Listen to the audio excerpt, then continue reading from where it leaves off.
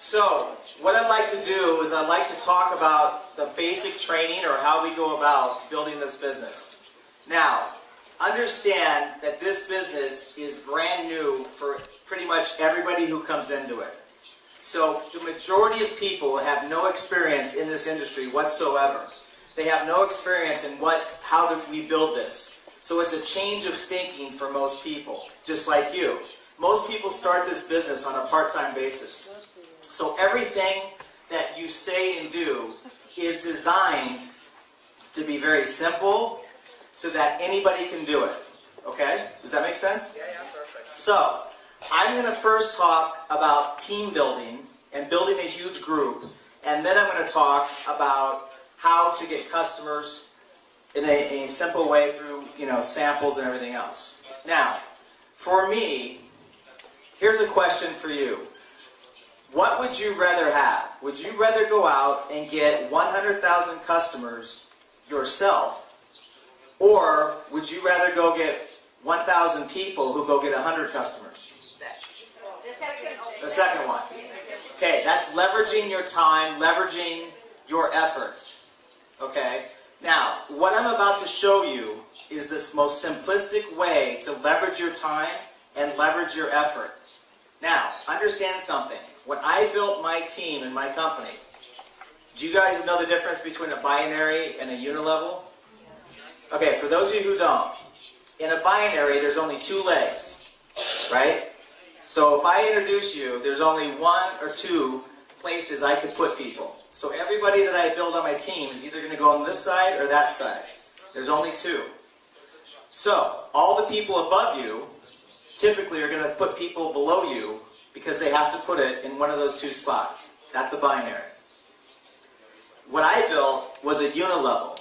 It was called a stair-step breakaway. That means that nobody ever put one person below me.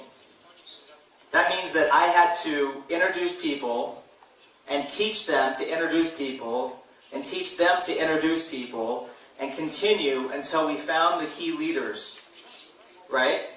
No one ever gave me one person. So 500,000 distributors was from me down, not from people putting 50,000 people, 100,000 people below me. Does that make sense? So I'm going to show you how the simple way to do that is that when you apply it in a binary, it goes like wildfire. Okay? So the first thing you have to understand is there's three types of people you're going to come across in this business. Now this is probably one of the most simplistic yet important things you're ever going to learn. No matter what you say or do, no matter how smart you are, no matter how confident you are, no matter how good you are, you're going to come across one of three types of people. The first, well, let's do this. I chose apples as an example because we're all familiar with apples, yes? Yeah or no? I see McDonald's must be popular here. For most people, when you go to the fruits and vegetables section, you have fruits and vegetables and you see apples. So this is very simple. So we're going to say that people are basically one of these three types of groups. The first, a red apple. What is a red apple? How many of you have ever met a positive person before? This half of the room. The other half, we don't know. We're not sure. The same people that go to McDonald's. Positive, open-minded, willing to try new things, right? How many of you ever met somebody who's easygoing, always happy, usually smiling? You could usually tell a red apple because they're pretty easygoing. They like to try new things. They're open to meeting new people. You know, these are the type of people you might say, hey, listen, would you like to try, the products? They'd say, yes, absolutely, great. You might say, hey, came across a business, you want to check it out. They'll say, yeah, sure, what is it? Same people. You might say, hey, let's go check out this restaurant. And they might say, well, I just ate there 1 hour ago, but yeah, let's go anyway. You know what I mean? So these people, you might even say, hey, let's go skydiving. They'll be like, okay, I'm in, right? So these people basically are the people that are open to try new things, open-minded, positive, typically happy people. You'll know when you come across a red apple, whether you're talking about the business or whether you're talking about customers, because when you come across them, very simply, they say yes. You know, hey, check out this business? Yeah, sure. And they do. Hey, try the products? Great, let's do it. And they don't sit and want to analyze everything. They just try it. They're open and they want to go. Does that make sense? You want to spend 95% of your time talking to or looking for red apples. 95% of your time is looking for red apples or talking to red apples. Okay? That is very important. How many of you like sales? Some of you. Okay? If you like sales, you're going to love this. How many of you don't like sales? The majority of you. If you don't like sales, you're absolutely going to love this. Because this approach is not sales. In fact, in sales, you're trying to say the right thing at the right time to convince somebody to go the way you want them to go. Yes? This is not that. In fact, the number one rule, if you want to go fast in this business, is the moment you find yourself trying to convince somebody, you're wasting your time. The moment you try to find yourself convincing them to come check out the business, if you're trying to convince them, you're wasting your time. If you're trying to convince them to try the products, you're wasting your time. Why? You don't need everybody to be a red apple. I built my entire organization off 6 motivated red apples. You don't need everybody in Israel to be in your group. You don't need everybody in Europe to be in your group. You don't need everyone in the world to be in your group. You could change the course of your life and your family's lives for generations by finding just a handful of red apples. So you want to spend 95% of your time only talking to red apples or working with red apples, looking for red apples. How many of you like the idea of only talking to people who say yes? Absolutely. The other thing is people don't like to be sold. How many of you have noticed I'm this way? I mean, I've been in sales my whole life, but what I felt made me good at sales was I never tried to sell anybody.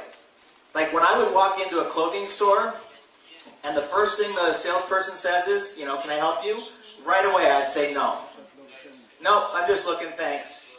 Now, the smart people that sold me things in the past, when I walked in, whether it was to buy a car or clothes or whatever, they wouldn't say anything to me. They'd just say hi. And then they'd go over to the side and just let me be. And then I would come over 2 minutes later with some questions, and then they'd end up selling me.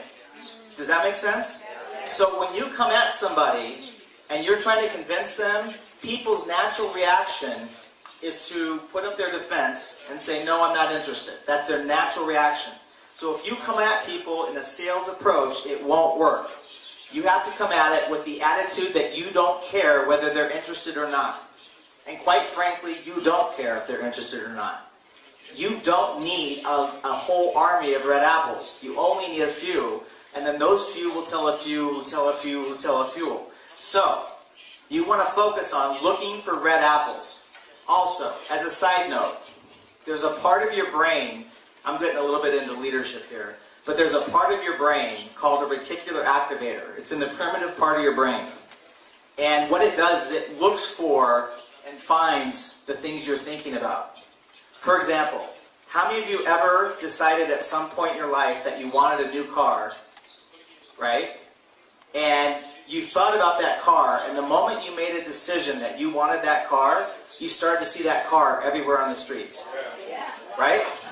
That's the part of your brain. That car was always there. It was always in the neighborhood. You just didn't see it because you weren't looking for it. So you want to get focused on looking for red apples only. Looking for red apples who want to say yes. Yes to the business, yes to the products, yes. That's it. You start looking for red apples, you will find your red apples because they're everywhere. If you're not looking for red apples and you're just looking for anybody, you'll find just anybody. Does that make sense? Second group of people, green apples. Now, a green apple, you'll know right away because they're kind of in the middle. Let's pretend we want red apples and we have green apples. That means they're not quite ready yet. They're kind of in between. You'll know a green apple because they have lots of questions. How many of you have met a green apple before? I think all of us have, right? Now, these people have questions. It's okay if they're a green apple. It's okay if they have questions. That's fine. In fact, if you have a green apple who has questions, do your best to get them the answer. Or, if you're like me, I just point the green apples to where to get the answers. For example, if someone was a green apple and started asking me questions about the products, I'd send them to the website. Does that make sense? I'm too busy finding red apples building millions of people in my downline. I don't have time to answer questions about products, and I'm not a doctor. Does that make sense? So, if someone starts asking me questions, here's what I always say. You know what? Good question. I don't know the answer. Why don't you go to the website, check it out, and if you still don't have your answer, come back and let me know. If they come back to me, then I tell them about a little thing called Google. Right? If they still don't have the answer, then I'm going to have them call the company and get the answer. Does that make sense? I'm not Dr. Anzelot. I'm not a doctor. I'm too busy building my team. I don't have to have all the answers. While you're trying to mess around with green apples, trying to answer everything and sound sophisticated, I'll build another 100,000 people. No questions. You can ask me at the end. So, does that make sense to everybody? So, with green apples, it's okay. If they're a green apple, no problem. Just literally get them the answer or point them in the direction of getting the answer. Now, the second type of person you will come across is what's called a smart green apple. This is most of you. A smart green apple is somebody that feels they have to know everything, right? They have to know everything. In fact, how many of you have ever met somebody that loves to know everything about everything? Right? We all have. They want to feel like they know the answers because that makes them feel more secure with what they're doing or their life. How many of you ever met somebody that loves to be right? Right? They'll go down fighting until the end of days, proving that they're right, okay? Sometimes you will come across certain types of green apples that aren't asking questions just because they want to know the answers. They're actually trying to show you how much they know. They're trying to prove to you that you don't know, right? Or they're challenging you by their questions to see what you do know, just to show that they're smarter, or just to show that they're right, or just to break down whatever you're doing. So, this type of green apple, no matter what you say or do, you're not going to win that conversation. How many of you have ever gotten a conversation with somebody that no matter what you say or do, you were not going to win that conversation? Right? So, if you come across a normal green apple, answer the questions, send them to where they can get the information. If you come across one of these super high intelligent green apples that want to be right about everything, let them be right. Again, if I come across those people, even if I know the answer, the first thing I'm going to say, if I realize they're just trying to be super smart, I'll say, you know what? I don't know. All I know is you should go to the website and check it out and let me know if you have further questions. I don't even engage with those super high intelligent green apples because I don't even want to go through the headache. I don't want them to drain my energy. How many of you ever gotten in a conversation with somebody that so wants to be right that it just drained all your energy? The majority of people in this business make a mistake, and what they do is they go out and they start running into these green apples. They run into the normal green apples, and then they run into the super intelligent green apples.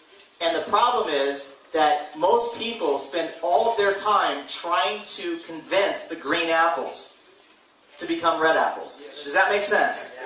You only want to spend 5% of your time talking to or working with the normal green apples.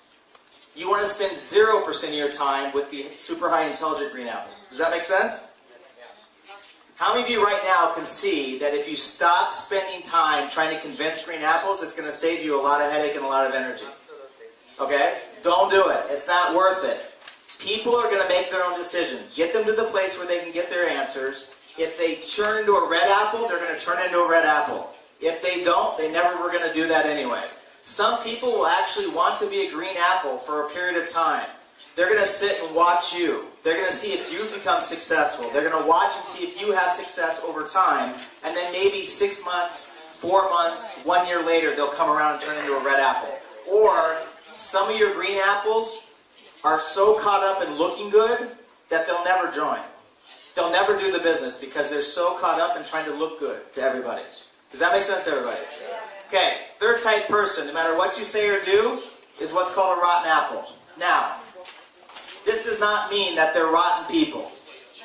Okay? This just means they're not open to anything at all. They're not open to the business, they're not open to the products, and probably they're not open to many things in life. Now, how many of you have ever met somebody who's just simply not open? Right? You will come across these people. You're going to come across people who, no matter what you say or do, you talk to them about the business, they're going to say no. You'll know you have a rotten apple because they're going to no. Talk to them about the products. Absolutely not. You know? Do you want to go to a restaurant? No. You know, it's almost like, can I give you some money? No. You know, it's like, these people, no matter what you say or do, they are not open. They're not open to new things. They're typically not open to new people. They go from, you know, that they stay in a little box in their life, and that's their life. You know, I give you an example. You know, my brothers live in a certain life. They live in Iowa. And they go from work to the company. They bought my father's construction company, and they work it together. So they go from work to the office, to work, to the office, I'm sorry, to home, to the office, to home, to the office, and they do this 6 days a week. On Sunday, they go to lunch with their family. On Monday, they do the same thing. And that's their life. They don't do anything else different. Back and forth. Their whole life.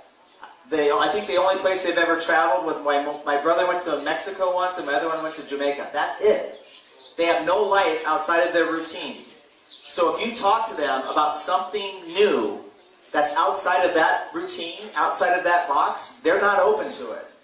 They're just not going to be open because it's something they don't know, and they're not the type of personality that wants to try something they don't know. Does that make sense to everybody? So, when you come across a rotten apple, very simply, you do two things.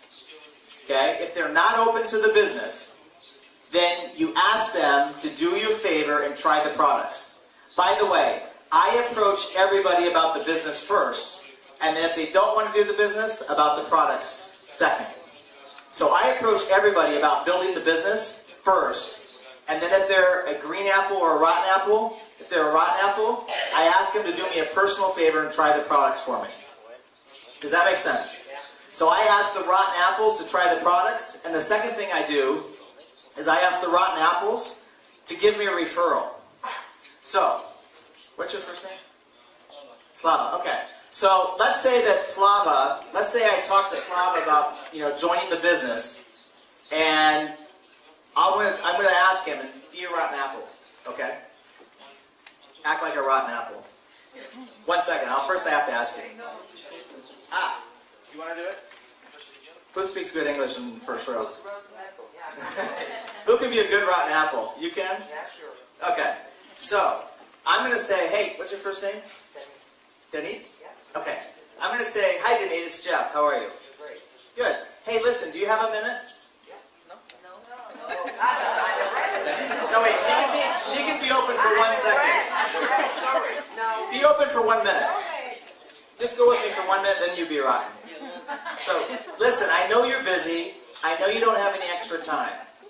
But if there is a way for you to generate income without changing your schedule whatsoever, would you want to know about it? No? You're right. No? Okay, hey, would you do me a favor then? Would you try something for me? I have a business that's going right now, and I need your help. Could you try these products? They're absolutely amazing. In fact, I want you to try the serum. Basically, what this is, and then I talk about the product. And then I'll say, could you do that for me as a personal favor? Now, she's either going to stay a rotten apple, or a lot of rotten apples will actually try the product to support you in the business. Does that make sense? Now,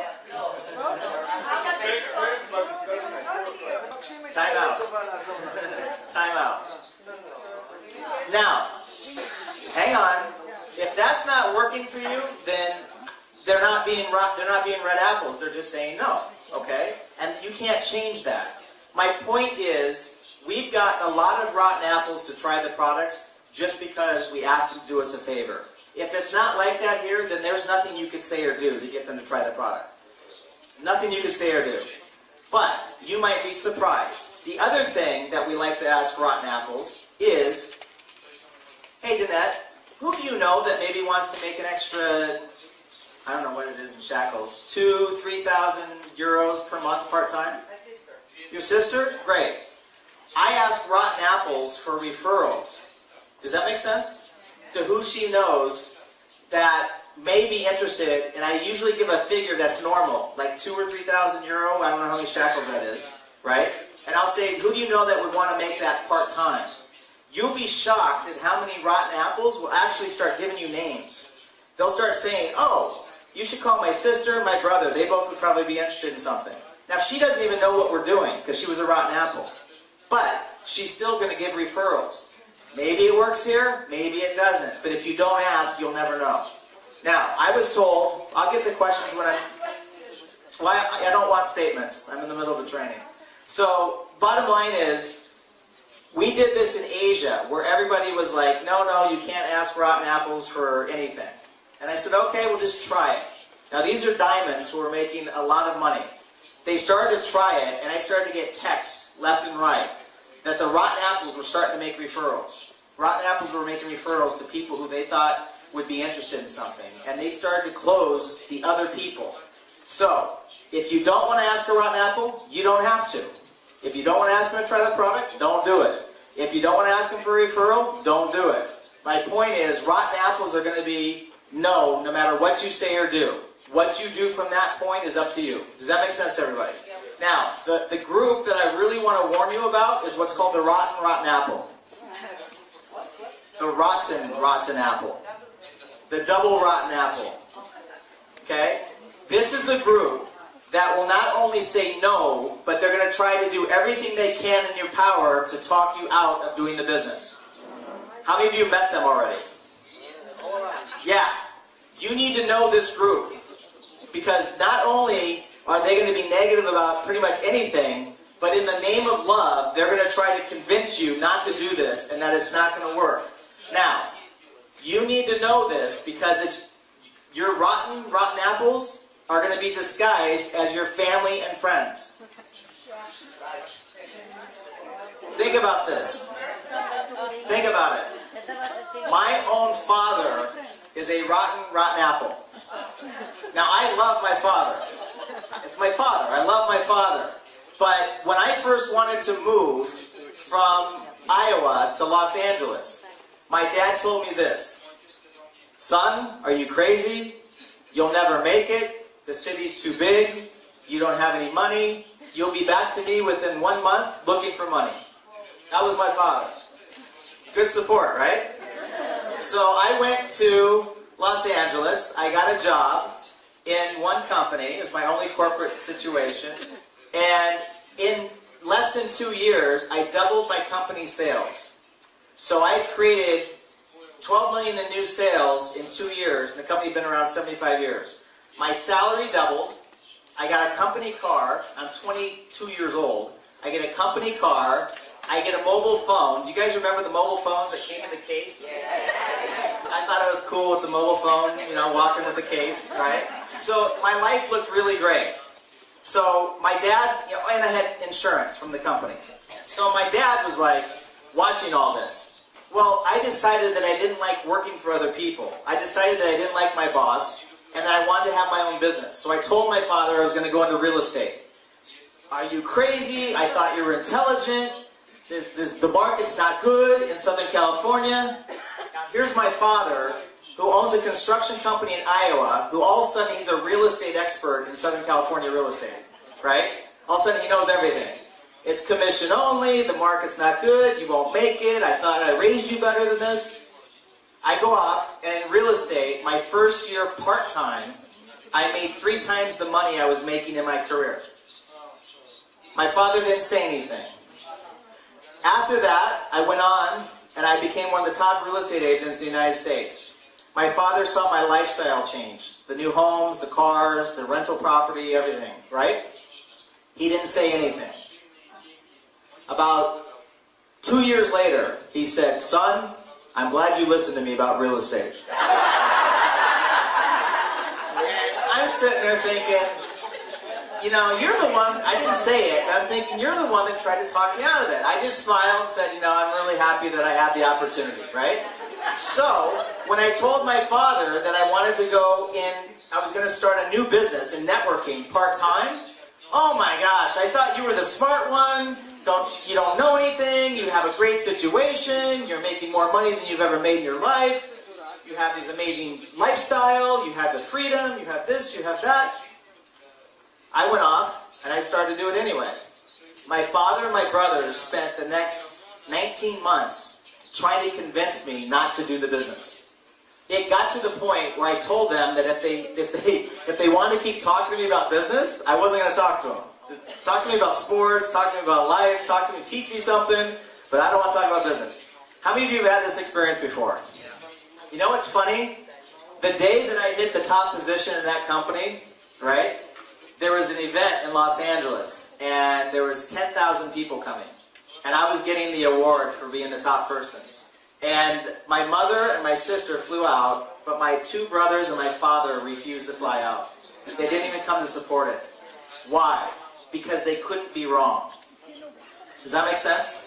They were so attached to being right that they couldn't acknowledge what I'd achieved. Now, they've been like that my whole life. Finally, last year at Thanksgiving time, which is the Thanksgiving in America, my little brother called me.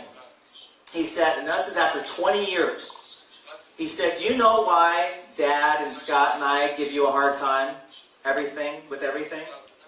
And I said, "Yeah." He goes, "Well, I'm going to tell you anyway."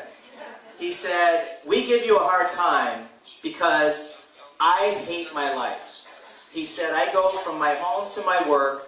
I don't like what I'm doing. I don't like construction. I wish I could do something else, but I don't know how to get out of it." He goes, "In everything you ever done, if you felt like doing it, you went and did it.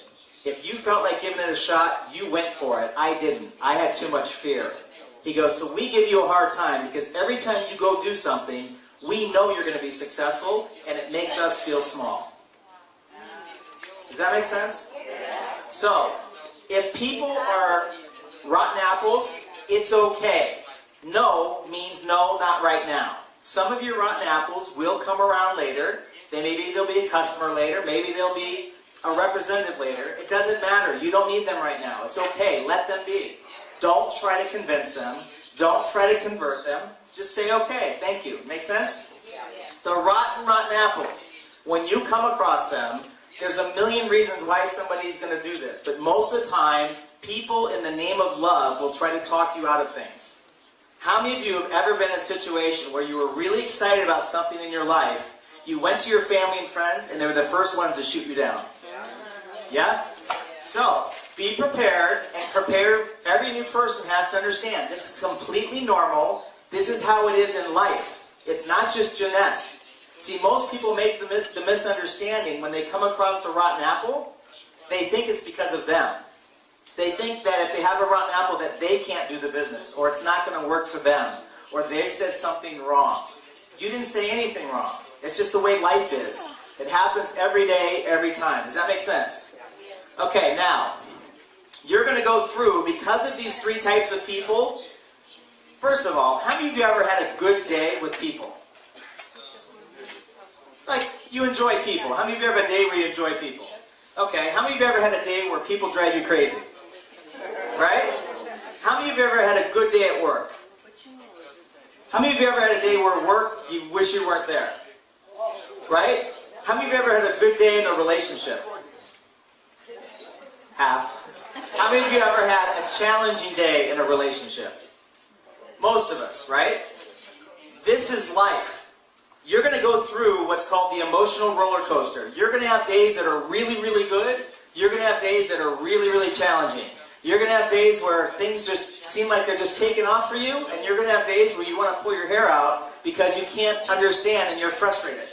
This is the emotional roller coaster of life. You will go through the same thing in jeunesse. You're going to have great days where you come across red apples and you're thinking, this is the best business ever. You're going to have days when you come across some rotten apples that just drain your energy, and you're going to think, what am I doing? How many of you have already seen this experience? Yes? The emotional roller coaster. This is perfectly normal. Every single person's going to go through this. This is every single person, and you're going to continue to go through it throughout your career in jeunesse, and you're going to continue to go through it throughout life. It does not change. This is life, because we're dealing and interacting with life. Life gives us challenges, life gives us beauty, life gives us everything. You'll have the full spectrum. The key is to have long-term thinking. See, you have to make a decision from the moment you start that you're not going to stop until you get to where you're going. If your goal is 1,000 euros per month, let's say, I don't know how many shekels this is. Sorry, I don't know the conversion. 5,000 shekels per month? Great. You're not going to stop until you hit 5,000 shekels per month. If your goal is 10,000 shekels per month, you're not going to stop no matter how many good days or how many bad days until you hit 10,000 per month. If it's 100,000 per month, you're not going to stop. You have to have long-term thinking. This is not get rich quick. This is something that you build part-time, over time, over a period of time to reach your goal. Some people go faster. Some people happen to bump into some red apples right away, and their group takes off, and they start making money right away because they happen to come across some red apples. Does that make sense? There's no rhyme or reason to it. Some people just get lucky and they come across some red apples. Other people will come across the big red apples later on. Later on, they'll come across the red apples. Does that make sense to everybody? So as this goes up, as this goes down, you have to have long-term vision on where this is going.